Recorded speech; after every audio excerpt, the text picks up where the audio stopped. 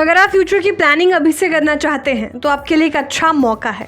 आज के समय में खर्चे तेज़ी से बढ़ रहे हैं, ऐसे में इन खर्चों को पूरा करने के लिए इन्वेस्टमेंट करना बहुत ज़रूरी हो गया है।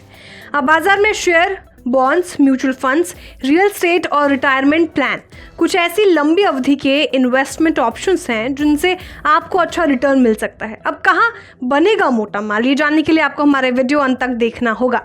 आज के वीडियो में हम आपको सेविंग्स के ऐसे स्कीम्स बताएंगे जहां आप इन्वेस्ट करके चैन की नींद सो सकते हैं, क्योंकि इन स्कीम्स में न केवल लोगों का भरोसा है बल्कि इन स्कीम्स में इन्वेस्ट करने पर आपका पैसा कभी नहीं डूबेगा।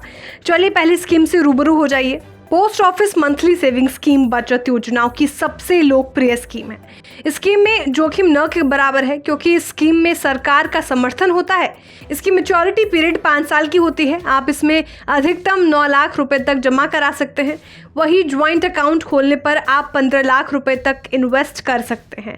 इसमें आप 1000 रुपए से न्यूनतम निवेश से भी शुरुआत कर सकते हैं। बता दें, इस स्कीम में इन्वेस्ट करने के बाद आपको जो ब्याज मिलेगा वो टैक्स फ्री होगा।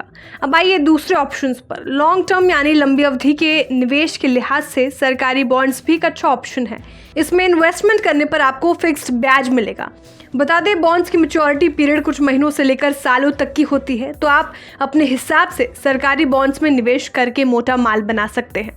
अब आइए म्यूचुअल फंड्स पर। मंथली इनकम प्लान भी म्यूचुअल फंड का एक टाइप है। इसमें फंड मैनेजर की ओर से निवेश डेट और इक्विटी में किया जाता है।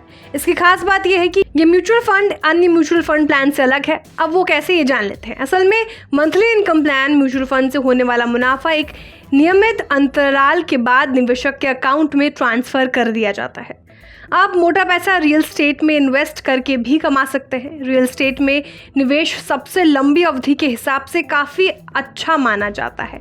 आप घर, ऑफिस और कमर्शियल प्लॉट्स खरीद सकते हैं। इसके ज़रिए आप हर महीने किराया भी प्राप्त कर सकते हैं। और अंतिम में आप डिविडेंड स्टॉक्स पर भी फोकस कर सकते हैं। डिविडेंड स्टॉक्स इन्वेस्टमेंट का एक अच्छा विकल्प होता है। कई सरकारी और प्राइवेट कंपनियां निवेशकों को हर साल अच्छा डिविडेंड देती है।